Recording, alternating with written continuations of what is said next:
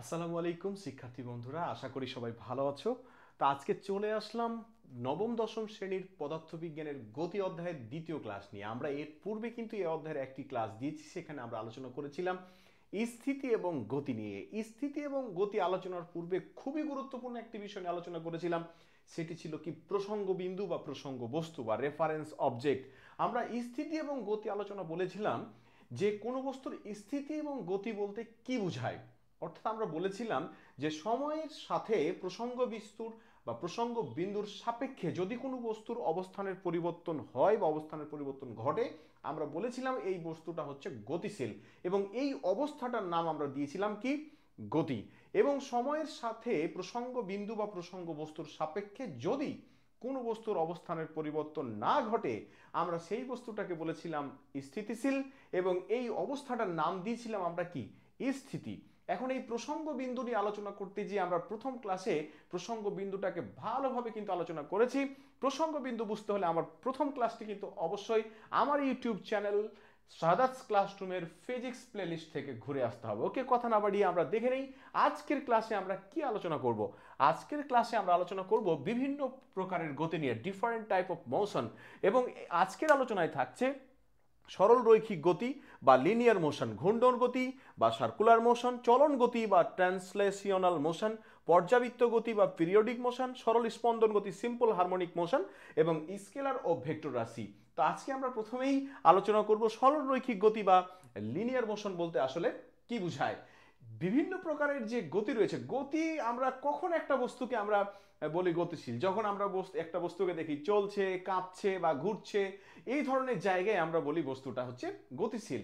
তাহলে এখানে এই নবম দশম শ্রেণীতে যে গতিগুলো সম্পর্কে জাস্ট আলোচনা করেছে, আমরা সেগুলো আজকে একটু একটু করে এই বিষয়গুলো জানবো। ওকে, তো আমরা প্রথমেই দেখবো যে বিষয়টা সেটা হচ্ছে সরল রৈখিক গতি বা লিনিয়ার মোশন। এই সরল রৈখিক গতি আমরা কাকে বলবো? যদি কোনো বস্তু সরল রেখা বরাবর চলে। সহজ কথা, এটা গতির সবচেয়ে সহজ উদাহরণ হচ্ছে সরল রৈখিক গতি। যদি একটা বস্তু সরল রেখা বরাবর চলে, তাহলে আমরা এই ধরনের গতিগুলোকে বলবো কি, সরল রৈখিক গতি। আমরা একটা যদি উদাহরণ দেই, আমরা একটা বস্তুকে উপর থেকে ছেড়ে দিলাম, একটা বস্তুকে যদি উপর থেকে ছেড়ে দেই, তাহলে এটা সোজা কি হয়, সোজা নিচের দিকে নামতে থাকে যদি কোনো বাধা না পায়। যদি বাধা বলতে কি বুঝাই, সাপোজ একটা বস্তু নিচের দিকে পড়ছে, আমি তাকে ধাক্কা মেরে অন্যদিকে সরাই দিলাম, তাহলে একটা বাধা পেলো। অথবা যদি বলি বাতাসের বাধা, একটা বস্তু নিচের দিকে পড়ছে, হালকা বস্তু, তাকে বাতাস বাধা দিয়ে একদিকে সরাই দিল। এরকম ঘটনা যদি না ঘটে, অর্থাৎ বস্তুটা যদি মুক্তভাবে নিচের দিকে পড়তে থাকে, তাহলে এটা সোজা কিন্তু নিচের দিকে পড়বে। তাহলে এই ধরনের গতিগুলো কি, সরল রৈখিক গতি। অথবা আমি যদি ভূমিতে বা ভূপৃষ্ঠে একটি বস্তুকে এভাবে আমরা ধাক্কা দিয়ে ছেড়ে দেই, তাহলে এটা কি হবে, এটা সোজা কিন্তু চলে যাবে, সরল রেখা বরাবর যাবে। তাহলে এই ধরনের গতিগুলোকে আমরা বলবো কি, সরল রৈখিক গতি। অর্থাৎ এই যে একটা বস্তু এখানে আমি দিলাম, এটাকে একটা ধাক্কা দিলাম, ধাক্কা দিলে যদি এটা সোজা সরল রেখা বরাবর চলে, এই যে এখান থেকে এটা যদি সোজা সরল রেখা বরাবর চলে, তাহলে এই ধরনের গতিগুলোকে আমরা কি বলবো, লিনিয়ার মোশন বা সরল রৈখিক গতি। আশা করি যে আমরা বিষয়টা বুঝতে পেরেছি। ওকে, এরপরে আমরা যেটা দেখবো সেটা হচ্ছে ঘূর্ণন গতি। এই ঘূর্ণন গতি বা সার্কুলার মোশনটা আসলে কি? সার্কুলার মোশন বা ঘূর্ণন গতি, এটা বোঝার আগে আমরা জাস্ট একটা উদাহরণ দেই। সেটা হচ্ছে সাপোজ এটা আমি একটা এই যে একটা দড়িতে বেঁধে একটা, এটা একটা সাপোজ ইট, এই ইটটাকে একটা দড়ি দিয়ে বাঁধলাম, ঠিক আছে?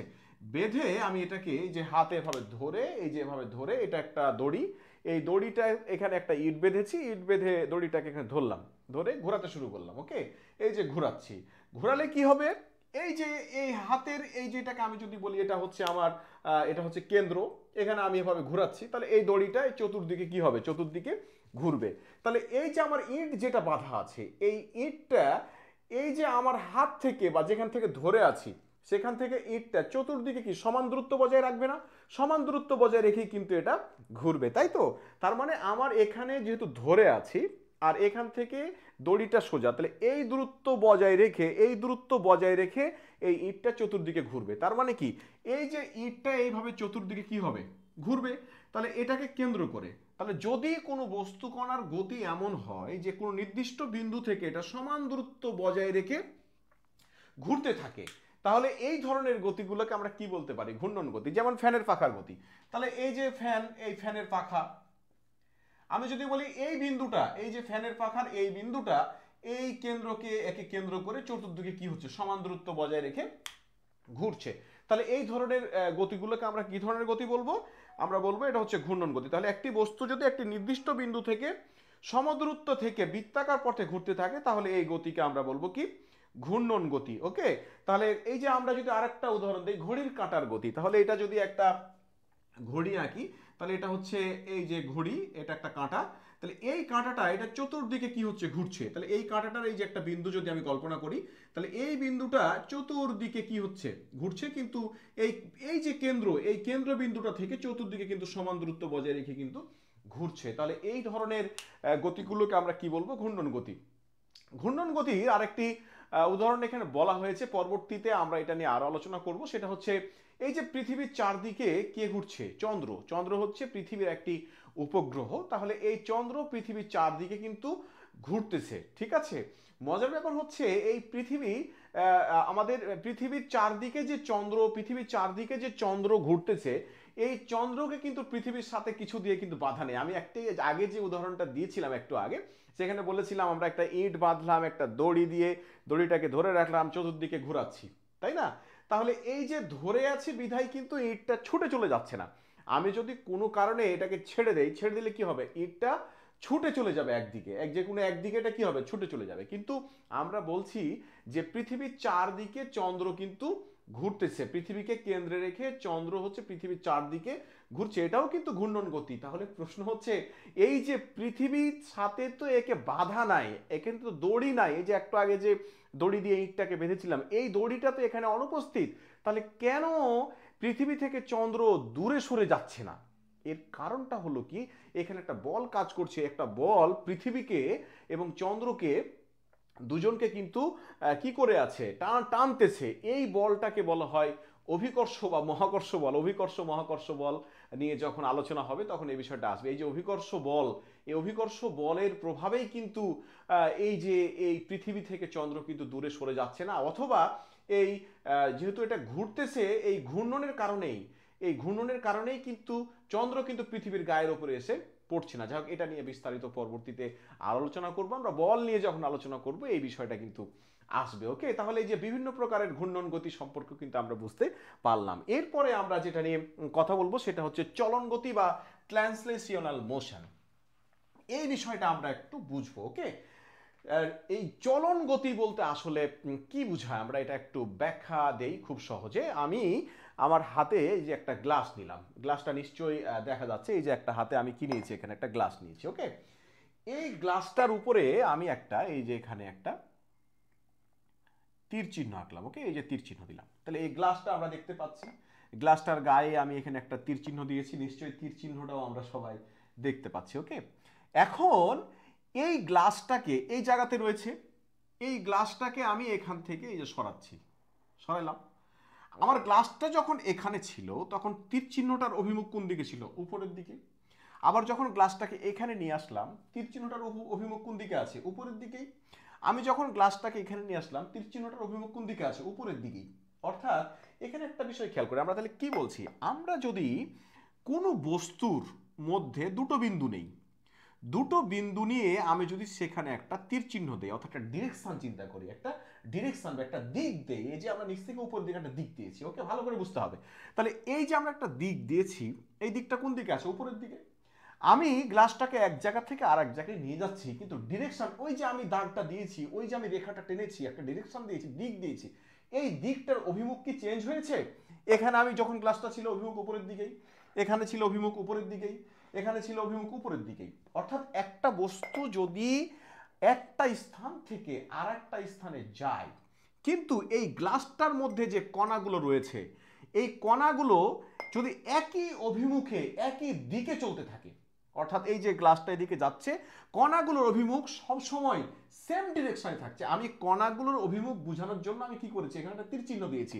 তাহলে এই যে আমরা বলছি এর মধ্যে যে বস্তু কণাগুলো রয়েছে, এর অভিমুখ সবসময় সেম ডিরেকশনে থাকছে, এই ধরনের গতিকে আমরা বলবো চলন গতি। ওকে, আমরা তাহলে উদাহরণ দিই একটু। এই যে গ্লাসটাকে আমরা সরল রেখা বরাবর নিয়ে যাচ্ছি, ওকে, সরল রেখা বরাবর নিয়ে যাচ্ছি, এর অভিমুখ কিন্তু চেঞ্জ হচ্ছে না। তাহলে এই যে দেখো এই যে চলন গতিটা কেমন হতে পারে, রৈখিক হতে পারে। আবার এই গ্লাসটাকে আমি এভাবে সোজা না চলাই এরকম করলাম, এদিকে নিয়ে আসলাম, আবার এদিকে নিয়ে গেলাম, আবার এদিকে নিয়ে আসলাম, আবার এদিকে নিয়ে গেলাম, আবার এদিকে নিয়ে আসলাম, আবার এদিকে নিয়ে গেলাম, আবার এদিকে এইদিকে, এই যে এদিকে। কিন্তু কি হচ্ছে, এই যে এটা ডিরেকশন, এটা ডিরেকশন কি চেঞ্জ হয়েছে? এটা ডিরেকশন কিন্তু চেঞ্জ হয় নাই। কিন্তু আমি যদি গ্লাসটাকে এবার এরকম করি, একবার এমনে ঘুরে এলাম, একবার এমনে দিলাম, একবার এদিকে দিলাম, একবার এদিকে দিলাম। এবার দেখো তো আমি যখন এইদিকে করছি এটা ডিরেকশন এইদিকে হয়ে গেল, আমি যখন উপরে নিয়ে যাচ্ছি এটা ডিরেকশন কোন দিকে হয়ে গেল। এবার কি এটাকে চলন গতি বলা যাবে? যাবে না। কেন? ওই রেখাটার ডিরেকশন কি হচ্ছে, চেঞ্জ হচ্ছে। তাহলে আমরা কি বলতে আমরা কি বলতে চাচ্ছি? আমরা বলছি যে একটি বস্তু যদি এমন ভাবে চলে বা তার গতিটা যদি এমন হয়, তার ভিতরের সমস্ত বিন্দুর অভিমুখ যদি একদিকেই থাকে, অভিমুখটা বিন্দুগুলোর অভিমুখটা কোনো চেঞ্জ না হয়, তাহলে সেই ধরনের গতিকে আমরা বলবো চলন গতি। ওকে, তাহলে তোমাদের বইয়ে এই যে এখানে বিমানের ছবি দেওয়া আছে, বিমানের ছবি এঁকে একটাকে বলছে চলন গতি নয়, একটাকে বলছে চলন গতি। এর কারণটা কি আসলে? এর কারণটা আমি যদি একটু ব্যাখ্যা দেই, আমি একটু বোর্ডে তোমাদের এঁকে দেখাই। এই যে এখানে বলছি এটা একটা বিমান উঠছে, আমি এটাকে একটা বিমান বললাম। আবার এখানে এই ছবিটা এভাবে আঁকা আছে, এই যে একটা বিমান এভাবে উঠছে, আবার এভাবে যাচ্ছে, আবার এভাবে যাচ্ছে। এটাকে যদি আমি বিমান কল্পনা করি, আরেকটা ছবি দেওয়া আছে কিভাবে বিমানটা এভাবে উঠছে, আবার এভাবে উঠছে, আবার এভাবে উঠছে, আবার এভাবে উঠছে, এভাবে দেওয়া আছে। এখন প্রশ্ন হলো, আমি যদি এই যে বিমানের এটা মনে করি বিমানের বডি, ওকে, এটাকে যদি বিমানের বডি মনে করি, তাহলে এই বডির ওপরে আমি যদি এভাবে আরেকটা তীর চিহ্ন দেই, তাহলে এই তীর চিহ্নটা এখানে আছে এই অভিমুখে, কিন্তু এখানে যে কোন অভিমুখে হয়ে গেছে, উপরের দিকে হয়ে গেছে না? আবার এখানে এসে অভিমুখটা কোন দিকে হয়ে গেছে, এদিকে। কিন্তু আমি যদি এই জায়গায় কল্পনা করি, এই যে এখানে অভিমুখটা একই দিকে, সেম অভিমুখ, তাহলে এই জায়গাতে যেহেতু অভিমুখটা সেম ডিরেকশন, ডিরেকশনটা কিন্তু চেঞ্জ হচ্ছে না। যেখানেই যাচ্ছে বিমানটা, এটা যদি বিমান হয়, এটা যদি বিমান হয়, তাহলে এখানে এভাবে, এখানে এভাবে, এইভাবে, কিন্তু একবার এইভাবে, একবার এইভাবে, এরকম যদি ডিরেকশন যদি চেঞ্জ করে ফেলে, তাহলে কিন্তু সেটা চলন গতি নয়। আশা করা যায় যে আমরা বিষয়টা বুঝতে পেরেছি। ওকে, তাহলে চলন গতি হতে গেলে তার প্রত্যেকটা বিন্দু, ওই বস্তুর প্রত্যেকটা বিন্দুর অভিমুখ বা ডিরেকশনটা সেম দিকে হতে হবে, তাহলে আমরা সেটাকে বলবো কি, ট্রান্সলেশনাল মোশন বা চলন গতি। ওকে, তাহলে চলন গতি আমরা বিষয়টা বুঝতে পেরেছি। এরপরে আমরা চলে যাচ্ছি যে বিষয়টা, সেটা হচ্ছে পর্যায়বৃত্ত গতি বা পিরিয়ডিক মোশন। ওকে, এখন এই পর্যাবৃত্ত গতি বলতে আসলে কি বুঝাই? তাহলে পর্যাবৃত্ত গতি যদি আমরা বলি যে একটি নির্দিষ্ট সময় পর পর যদি গতির পুনরাবৃত্তি হয়, তবে সেই গতিকে পর্যাবৃত্ত গতি বলে। যেই সময়কাল পর পর এই পুনরাবৃত্তি ঘটে তাকে এই গতির পর্যায়কাল বলে। পর্যাবৃত্ত গতিতে চলনশীল একটি বস্তুকণা তার গতিপথের প্রতিটি বিন্দুকে এক পর্যায়কাল পর পর একই বেগে অতিক্রম করে। ওকে, আমরা এই কথাটুকু, বইয়ের কথা বললাম একদম, এই কথাটুকুকে আমরা এখানে এখন ব্যাখ্যা করব। ওকে, তাহলে পর্যাবৃত্ত গতির কথাটা, প্রথম কথাটা কি বলছে, একটি নির্দিষ্ট সময় পর পর যদি গতির পুনরাবৃত্তি হয়, তবে সেই গতিকে পর্যায়বৃত্ত গতি বলা হয়। ওকে, আচ্ছা, এখন সাপোজ আমি চিন্তা করলাম এই যে ঘড়ির কাঁটার গতিটা। ওকে, ঘড়ির কাঁটার গতিটা, এই যে কাঁটাটা এখান থেকে চলতে শুরু করে, আবার আমি যদি সেকেন্ডের কাঁটার কথা বলি, এটা বললাম সেকেন্ডের কাঁটা। ওকে, কিসের কাঁটা? সেকেন্ডের কাঁটা, সেকেন্ডের কাঁটা। ওকে, তাহলে এই সেকেন্ডের কাঁটাটা এখান থেকে এই যে যাত্রা শুরু করে ঠিক কত মিনিট পর, 1 মিনিট পর, 1 মিনিট পর, 1 মিনিট পর এখানে আবার কি হচ্ছে, ওখানে ফিরে আসছে। ফিরে আসার পর এখান থেকে আবার কি, আবার স্টার্ট করছে। তার মানে কি হচ্ছে, পুনরাবৃত্ত হচ্ছে, মানে কি বারবার একই ঘটনা ঘটছে। তাহলে এই যে কাঁটাটা, সেকেন্ডের কাঁটাটা এখান থেকে যাত্রা শুরু করে আবার এখানে এসে পৌঁছাচ্ছে, পৌঁছানোর পর আবার পুনরাবৃত্ত হচ্ছে। ঠিক আছে, কতক্ষণ পর পর পুনরাবৃত্ত হচ্ছে? 1 মিনিট পর পর, অর্থাৎ 60 সেকেন্ড পর সেকেন্ডের কাঁটা আবার নতুন করে তার যাত্রা শুরু করবে। তাহলে এই যে 1 মিনিট, এই 1 মিনিট সময়কালকে বলা হচ্ছে পর্যায়কাল। কি বলা হচ্ছে? পর্যায়কাল। ওকে, তাহলে আমরা এই কথাটাই বললাম, এই যে যত সময় পর পর এটা পুনরাবৃত্ত হচ্ছে, এই সময়টাকে আমরা বলছি পর্যায়কাল। তাহলে একইভাবে আমরা যদি এটাকে সেকেন্ডের কাঁটা না বলে মিনিটের কাঁটা বলি, তাহলে এই যে মিনিটের কাঁটা পুরো রাস্তাটা ঘুরে আসতে কত সময় নেয়? নেয় সময় হচ্ছে 1 ঘন্টা। তাহলে আমরা বলতে পারি যে মিনিটের কাঁটার জন্য পর্যায়কাল হচ্ছে 1 ঘন্টা। আবার যদি বলি ঘন্টার কাঁটা, তাহলে ঘন্টার কাঁটা পুরো রাস্তাটা ঘুরতে সময় নেয় কিন্তু 12 ঘন্টা। তাহলে ঘন্টার কাঁটার জন্য পর্যায়কাল কত? 12 ঘন্টা। আমরা বিষয়টা বুঝতে পেরেছি। ওকে, তাহলে আমরা যে কথাটা বলছিলাম যে পর্যাবৃত্ত গতি কাকে বলে, তাহলে একটা নির্দিষ্ট সময় পর পর যদি গতির পুনরাবৃত্তি হয়, এই যে এখানে সেকেন্ডের কাটার জন্য কয় মিনিট পর পর? 1 মিনিট পর পর। আবার মিনিটের কাটার জন্য কতক্ষণ পর পর? আমাদের 1 ঘন্টা পর। আবার যখন বলছি ঘন্টার কাটার জন্য কতক্ষণ পর পর পুনরাবৃত্ত হচ্ছে? 12 ঘন্টা পর পর কিন্তু পুনরাবৃত্ত হচ্ছে, বারবার চলছে, একটা পর্যায় তৈরি হচ্ছে। এই ধরনের গতিকে আমরা কি বলবো?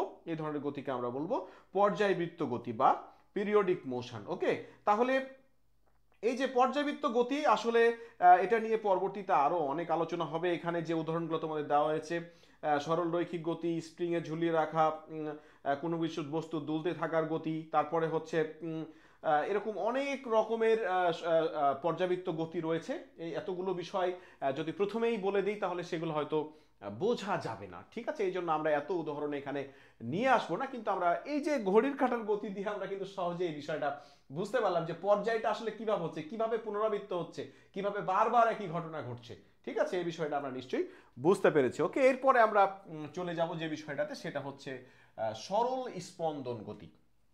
প্রথম কথা বলি, সরল স্পন্দন গতি অবশ্যই একটা পর্যায়বৃত্ত গতি। ঠিক আছে, এখানেও কিন্তু একটা নির্দিষ্ট সময় পর পর পুনরাবৃত্ত হয় ঘটনা। ঠিক আছে, এখন এটা তাহলে পর্যায়বৃত্ত গতি থেকে সরল স্পন্দন গতি আলাদা হলো কেন? আমরা এটা কি বলার আগে আমরা একটা ছোট্ট উদাহরণ আগে দেব। ওকে, আমরা আমরা সবাই ছোটবেলায় দোলনাতে দোল খেয়েছি নিশ্চয়ই, তাই না?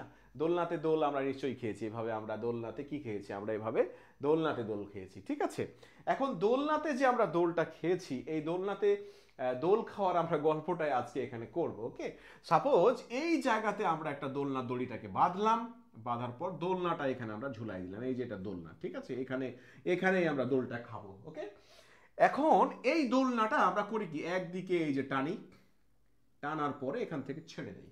ছেড়ে দিলে কি হয়? এখান থেকে দোলনাটা আবার এখানে আসে, এখান থেকে এসে আবার এদিকে আসে, এদিকে এসে আবার এভাবে কি হয়, এভাবে দুলতে থাকে, তাই তো?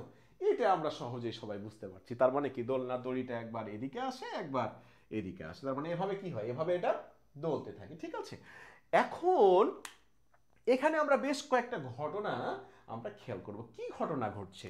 প্রথম কথা হলো, এই জায়গাতে যখন দোলনাটা থাকে, এই যে দোলনাটা যখন, এই যে দোলনাটা এখানে এসে থেমে আছে, দোলনাটা যখন এখানে থেমে থাকে তখন তার নিশ্চয়ই গতি কত? গতি জিরো, বেগ জিরো। আমরা কি বলবো, এখানে বেগ কত? জিরো, অর্থাৎ চলছে না।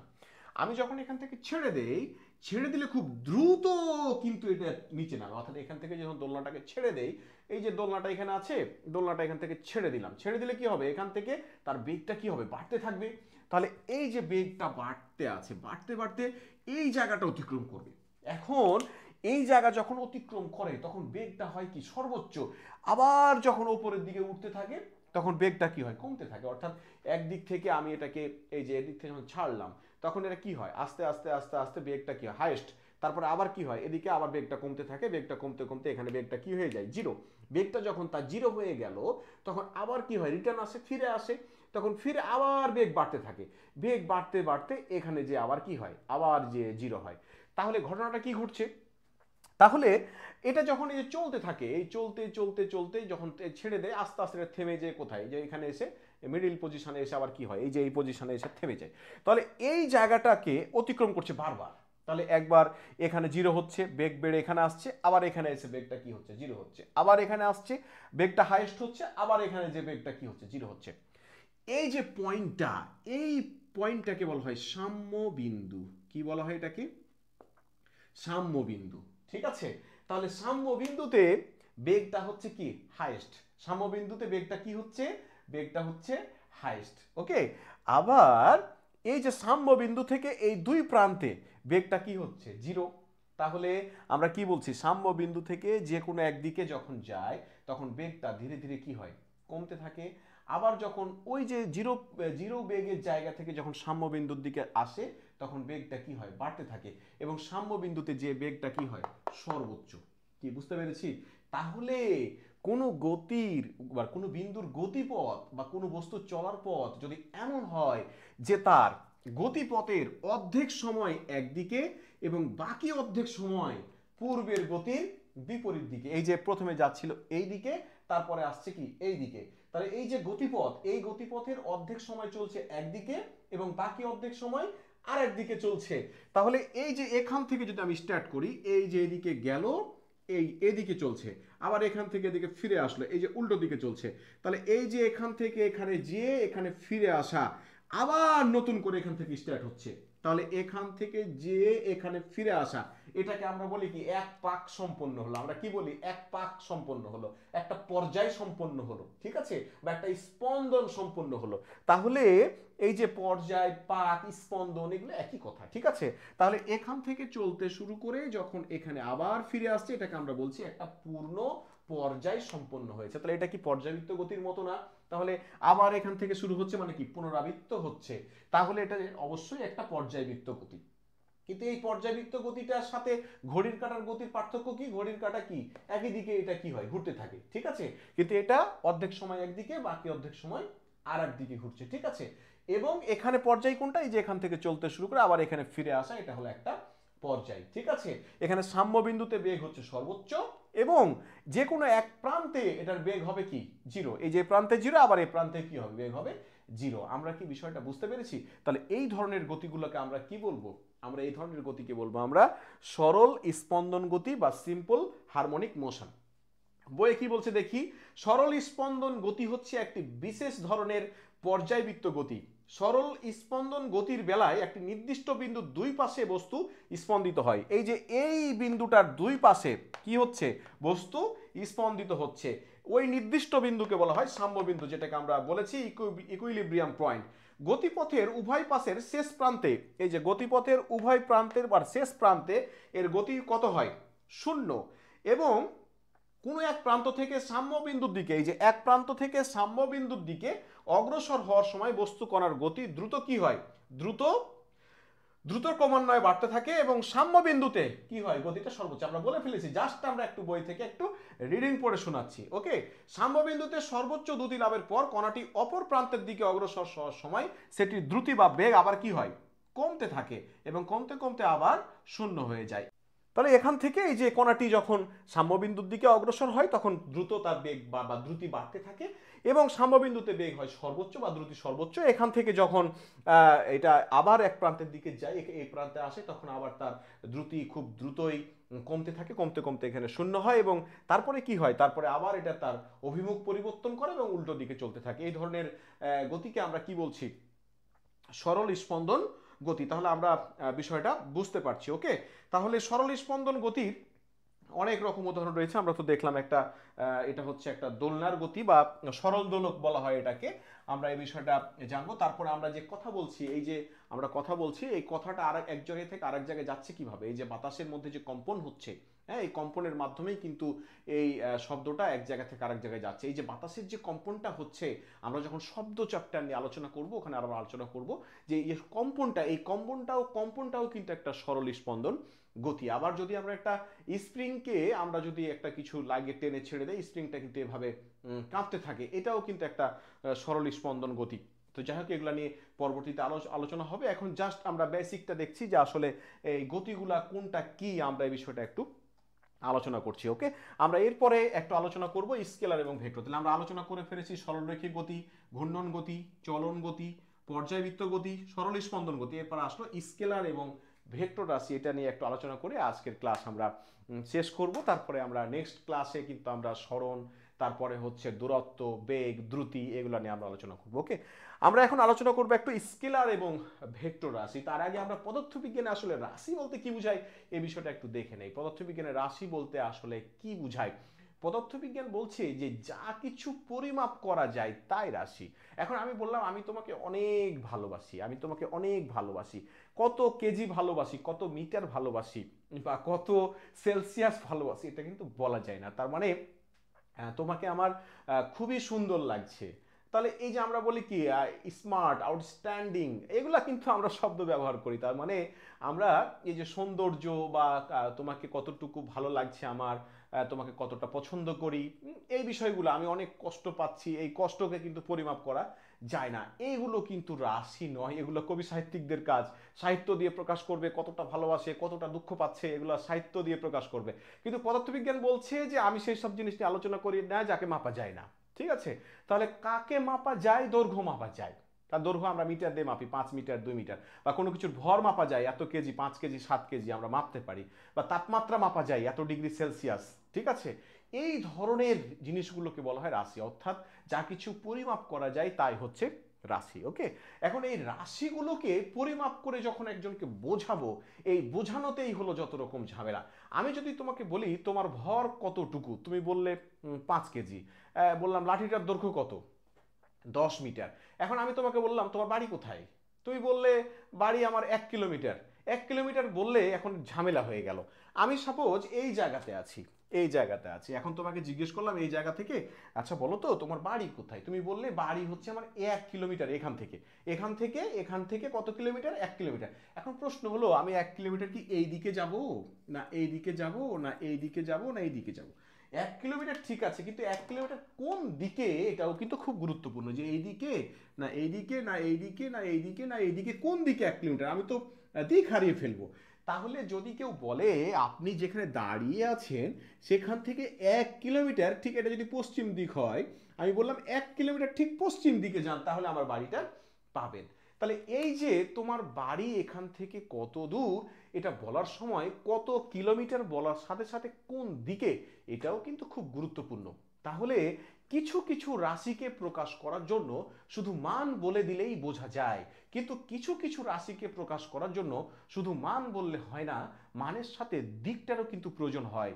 যে সকল রাশিকে প্রকাশ করার জন্য শুধু মানের প্রয়োজন হয় তারাকে বলা হয় স্কেলার রাশি, আর যে সকল রাশিকে প্রকাশ করার জন্য মানের সাথে সাথে দিকেরও প্রয়োজন হয় তারাকে বলা হয় ভেক্টর রাশি। তাহলে স্কেলার রাশি এবং ভেক্টর রাশি, এ বিষয়টা আশা করা যায় যে আমরা বুঝতে পেরেছি। তাহলে যদি বলি স্কেলার রাশির উদাহরণ কি, ভর, তোমার ভর কত কেজি, এটা কোন দিকে এটা বলার দরকার পড়ে না। তাপমাত্রা কত ডিগ্রি সেলসিয়াস, এটার দিক কোন দিকে এটা বলার দরকার পড়ে না। কিন্তু আমি যদি বলি যে এটা কত বেগে চলছে, সাথে সাথে একটা জিনিস দরকার, কোন দিকে চলছে। তাহলে বেগ প্রকাশ করতে গেলে বা বেগ বুঝাতে গেলে আমার কিন্তু মান এবং দিক দুটোই দরকার। আবার যদি বলি এটা কত দূর কোন দিকে, এই যে সরণ, এখানে কিন্তু দিক দরকার। এগুলো নিয়ে পরে আমরা আলোচনা করব, কিন্তু আমরা জাস্ট এখানে বুঝলাম স্কেলার রাশি মানে শুধুমাত্র মান দরকার পড়বে, দিকের দরকার নেই। ভেক্টর রাশি মানের সাথে সাথে দিকও দরকার পড়বে। এখন স্কেলার রাশি এবং ভেক্টর রাশিকে লেখার ক্ষেত্রে আমরা কিভাবে লিখবো সেটা একটা গুরুত্বপূর্ণ বিষয়। বই খাতায় যখন ভেক্টর রাশিকে প্রকাশ করা হয় তখন বোল্ড হরফ, অর্থাৎ এই যে এ লিখে মোটা করে দিয়ে একে লেখা হবে, এই বোল্ড হরফে কিন্তু লেখা হয়। তাহলে তখন সেটাকে ভেক্টর রাশি প্রকাশ করার জন্য যদি এ লেখে যে এ একটা ভেক্টর রাশি, তাহলে মোটা করে লেখা হয়। কিন্তু আমি যখন খাতা কলমে লিখবো তখন তো বারবার মোটা করা একটু কঠিন হয়। তাহলে এই যে বই খাতায় লেখার সময় একটা উপরে তীর চিহ্ন দিয়ে বোঝানো হয় যে মানের সাথে সাথে দিকটাও হচ্ছে দরকার। তাহলে এভাবে একটা যদি আমরা এক্স লেখে উপরে তীর চিহ্ন দিই তাহলে বুঝতে হবে এটা কি, ভেক্টর রাশি। তাহলে বই খাতায় ভেক্টর রাশি লেখার সময় আমরা যখন লিখব তখন আমরা লেখার পরে উপরে একটা তীর চিহ্ন দিয়ে দিলে বুঝবো এটা হচ্ছে ভেক্টর রাশি। তাহলে স্কেলার রাশি কি, ভেক্টর রাশি কি, আমরা বিষয়টা বুঝতে পেরেছি। পরবর্তীতে আমরা রাশি নিয়ে আলোচনা করার সময় দেখবো যে কোনটা স্কেলার কোনটা ভেক্টর, আমরা নিজেরাই এটা বুঝে নিব যে এটা আসলে স্কেলার, এটা ভেক্টর হওয়া উচিত। তো আজকে আর ক্লাস বাড়াবো না, ভালো থাকবে সবাই, দেখা হবে পরবর্তী ক্লাসে। খোদা হাফেজ।